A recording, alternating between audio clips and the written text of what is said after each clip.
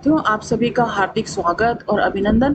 मैं डॉक्टर विनी शर्मा आज आपके सामने लेकर आई हूँ अध्याय 11 भारत के संविधान में अधिकार और चीन के जनाधिकारों से उनकी तुलना के बारे में हम इस पाठ में चर्चा करेंगे विद्यार्थियों। और इस पाठ में इस अध्याय में चर्चा करने के प्रमुख बिंदु क्या रहेंगे हमारे मानव अधिकारों के विकास की प्रक्रिया को हम समझेंगे। मानव अधिकारों का महत्व क्या है, भारत के संविधान में अधिकार क्या क्या दिए गए हैं, मौलिक अधिकारों की प्रकृति विशेषताएं क्या हैं, समानता का अधिकार यानी जैसे समता का अधिकार, स्वतंत्रता का अधिकार, शोषण के विरुद्ध अधिकार, धार्मिक स्वतंत्रता का अधिकार, संस्कृति व शिक्षा संबंधी अधिकार, अधिकारों के संरक्षण की व्यवस्था अर्थात संवैधानिक उपचारों का अधिकार, मौलिक अधिकारों का मूल्यांकन, मौलिक कर्तव्य कर्तव्यों का मूल्यांकन, नीति निर्देशक सिद्धांत हैं उनका जैसे जो इनका वर्गीकरण क्या है, इनकी प्रकृति स्वरूप क्या है, इनकी आलोचना, नीति निर्देशक सिद्धांतों का महत्व, उनकी उपयोगिता, उद्देश्य और नीति निर्देशक सिद्धांतों को अमल में लाने के क्या प्रयास हैं, मौलिक अधिकार और नीति निर्देशक सिद्धांतों का पारस्परिक संबंध क्या है, चीन में साम्यवादी शासन की स्थापना, चीनी नागरिकों के मूलभूत अधिकार और कर्तव्य अधिकारों का तुलनात्मक अध्ययन। इस प्रकार से हम इस अध्याय को कंप्लीट करेंगे और इन सभी बिंदुओं की हम चर्चा बारी बारी से करेंगे। तो विद्यार्थियों, जैसा कि हम जानते हैं कि मानव अधिकार का जो विषय है वह बहुत ही लोकप्रिय विषय है और इन अधिकारों के अंतर्गत हम जिन सुविधाओं की बात करते हैं, शक्तियों की मांगों की चर्चा करते हैं, इनकी उपज आज नहीं बहुत प्राचीन समय से ही चली आ रही है। मानव अधिकारों के पीछे ये भावना काम करती है कि मानव की गरिमा यानी कि ह्यूमन डिग्निटी की रक्षा की जाए। और देखा जाए तो विद्यार्थियों, इस भावना का जन्म पृथ्वी पर मनुष्य के विकास के साथ हुआ है। क्यों? क्योंकि गरिमा के बिना न तो जीवन यापन संभव था और न मनुष्य सभ्यता और संस्कृति का विकास ही कर सकता था। लेकिन इसके साथ ही अधिकारों के दमन का सिलसिला शुरू हुआ, क्योंकि दूसरों का शोषण करके अपने प्रभुत्व को बढ़ाना भी मानव अधिकारों की एक सहज वृत्ति रही है। विद्यार्थियों, इसलिए अनाचार और अत्याचार के विरुद्ध संघर्ष की कहानियां सदियों पुरानी रही है और इस सदियों पुरानी कहानी के साथ ही मानव अधिकारों का जन्म भी शुरू हो गया। विद्यार्थियों, सबसे पहले हम बात करेंगे मानव अधिकारों के विकास की प्रक्रिया की।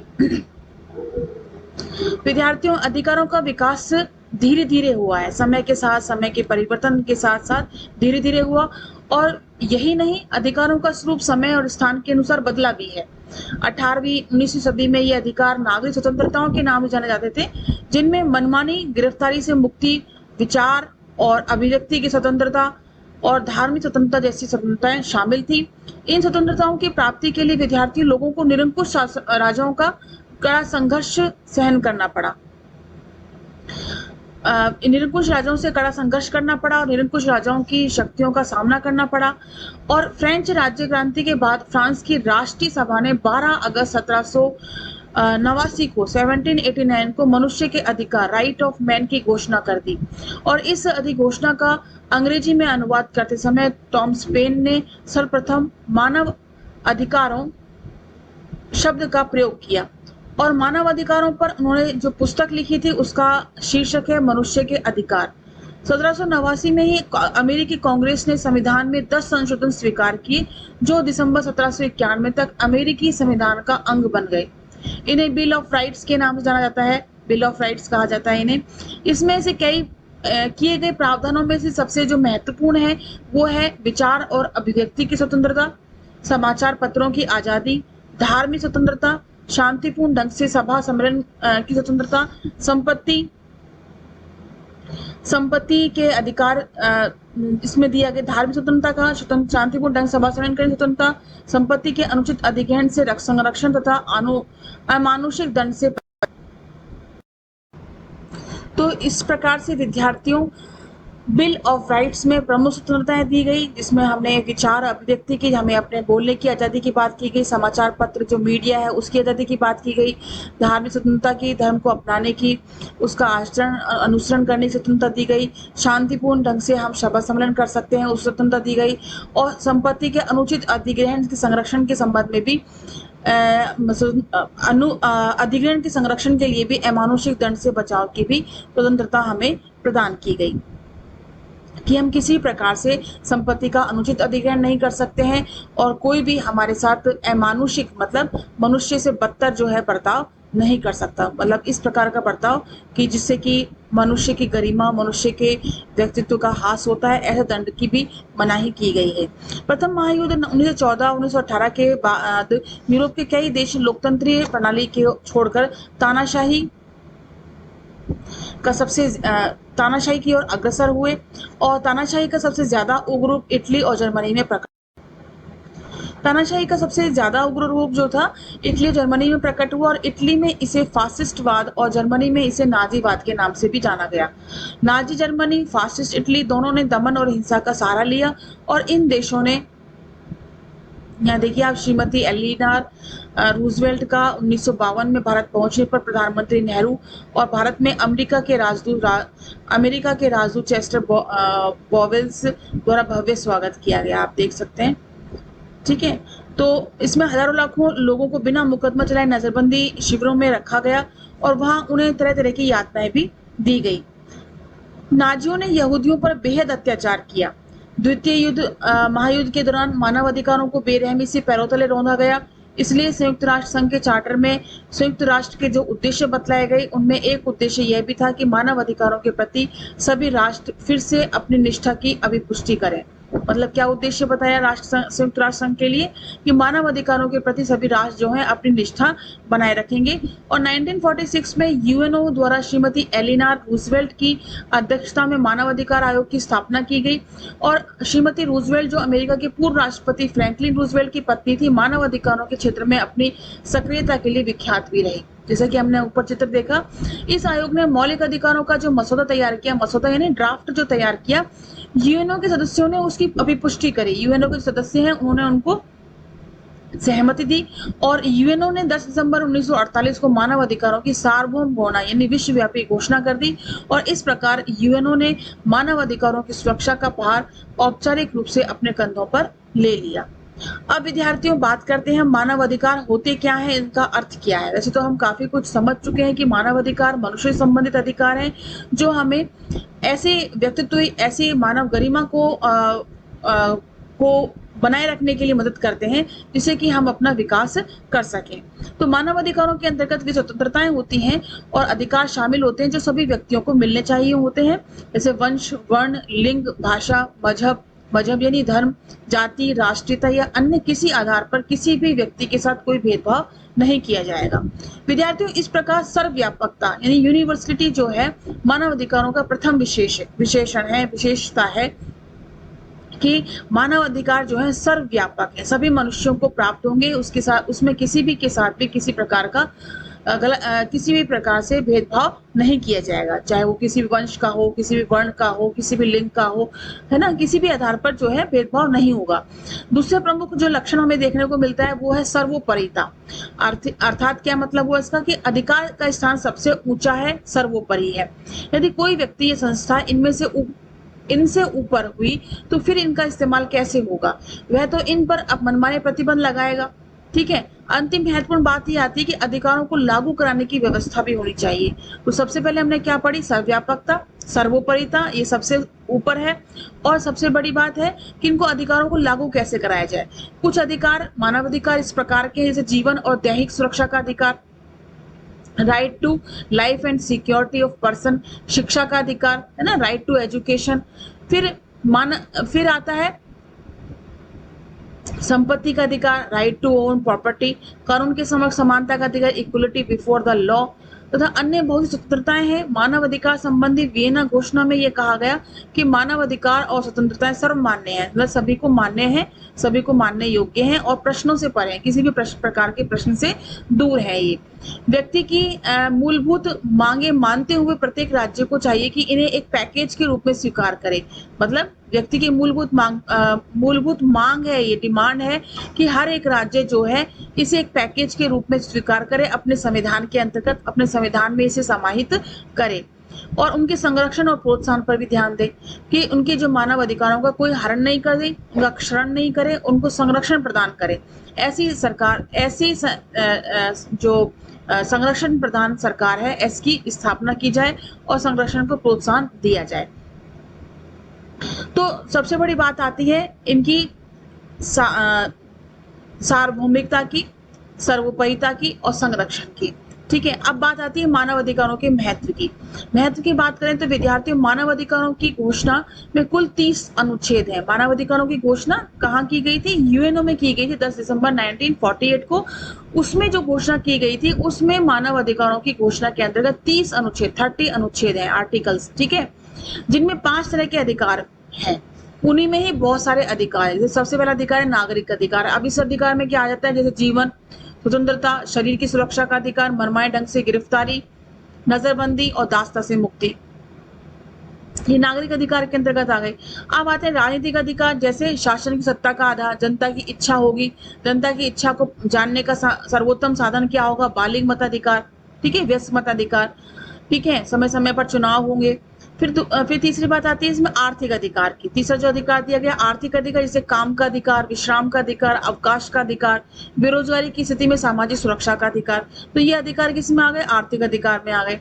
सामाजिक और पारिवारिक अधिकार के अंतर्गत आ गए विवाह करने, घर बसाने और शिक्षा प्राप्त करने का अधिकार। सांस्कृतिक अधिकार में आ गए विभिन्न कलाओं का आनंद लेने और वैज्ञानिक प्रगति के फायदों में हिस्सा प्राप्त करने का अधिकार।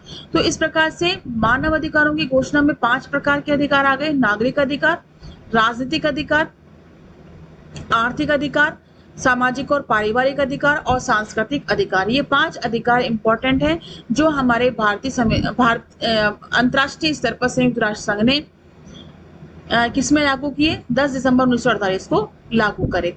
घोषणा पत्र के अंत में क्या कहा गया कि प्रत्येक व्यक्ति के उस समुदाय के प्रति कर्तव्य है जिसमें उसके व्यक्तित्व का पूर्ण विकास संभव है। घोषणा पत्र में ये कहा गया कि प्रत्येक व्यक्ति को उस समुदाय के प्रति यह कर्तव्य है कि जिसमें उसके व्यक्तित्व का पूर्ण विकास होगा और नैतिकता, सार्वजनिक व्यवस्था, जन कल्याण की दृष्टि से इन स्वतंत्रताओं के प्रयोग पर मर्यादाएं लगाई जाएंगी, मतलब लिमिटेशंस भी लगाई जाएंगी।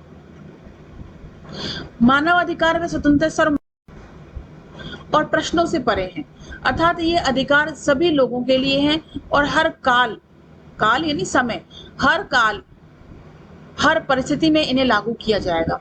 दूसरी महत्वपूर्ण बात यह है कि घोषणा पत्र में सिर्फ नागरिक और राजनीतिक अधिकार की ही चर्चा नहीं की गई, इनमें आर्थिक और सामाजिक अधिकार भी शामिल किए गए हैं। पश्चिम के उदार लोकतांत्रिक देशों ने पहली बार ये स्वीकार किया कि सामाजिक आर्थिक अधिकारों को वैसे ही तरजीह दी जाएगी, तरजीह मतलब वैसे ही इंपॉर्टेंस दी जाएगी जैसी नागरिक स्वतंत्रता, विचार, अभिव्यक्ति और मजहब की आजादी को दी जाती है। मानव अधिकारों के महत्व के संबंध में 4 बातें उल्लेखनीय है। कौन कौन सी बात? मानव अधिकारों का उल्लंघन किसी भी राष्ट्र का अंदरूनी मामला नहीं है। मानव अधिकारों का उल्लंघन जो है किसी भी राष्ट्र का अंदरूनी मामला नहीं है, यह विश्वव्यापी मामला कहलाता है।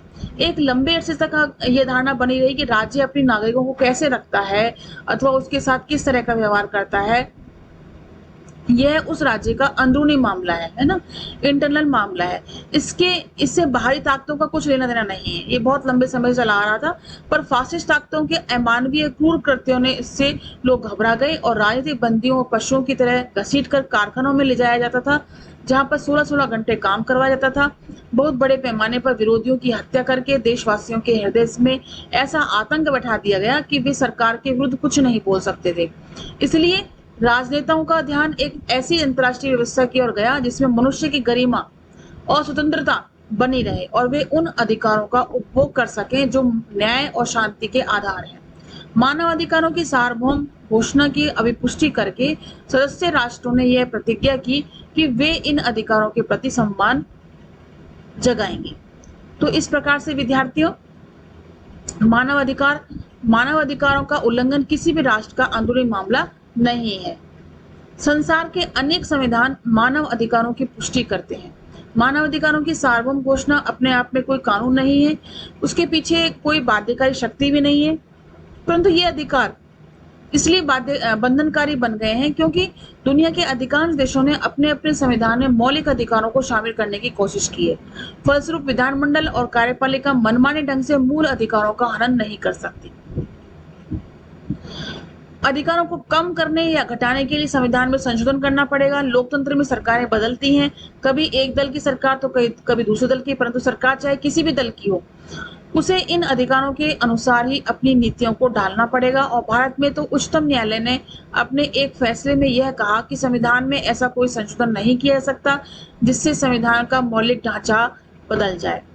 विख्यात करुणवेत्ता नानी पालकीवाला लिखते हैं कि भारत के जिन राज्यों में कम्युनिस्ट सरकारें रही हैं, वहां मानव अधिकारों का इसलिए सम्मान किया जा सका क्योंकि भारतीय संविधान में मौलिक अधिकार पूरी दृढ़ता से संस्थापित है। ठीक है। तो विख्यात करुणवेत्ता नानी पालकीवाला ने क्या कहा कि भारत के जिन राज्यों में कम्युनिस्ट सरकारें रही हैं, वहां मानव अधिकारों का इसलिए सम्मान किया जा सका क्योंकि भारतीय संविधान में मौलिक अधिकार पूरी दृढ़ता से संस्थापित है। नहीं तो कम्युनिस्ट सरकारों के द्वारा इस प्रकार की व्यवस्था शायद नहीं भी हो पाती।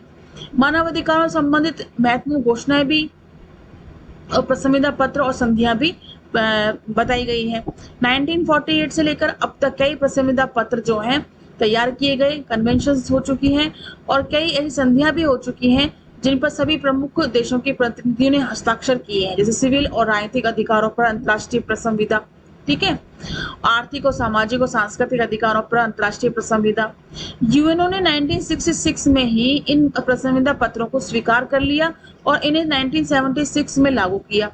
और इन दोनों प्रसंविदा पत्रों को अंतर्राष्ट्रीय मानव अधिकार विधेयक भी के नाम से भी बताया गया कि इसमें जिसकी 130 से ज्यादा राष्ट्रों ने इसकी अभिपुष्टि की, मतलब समर्थन किया।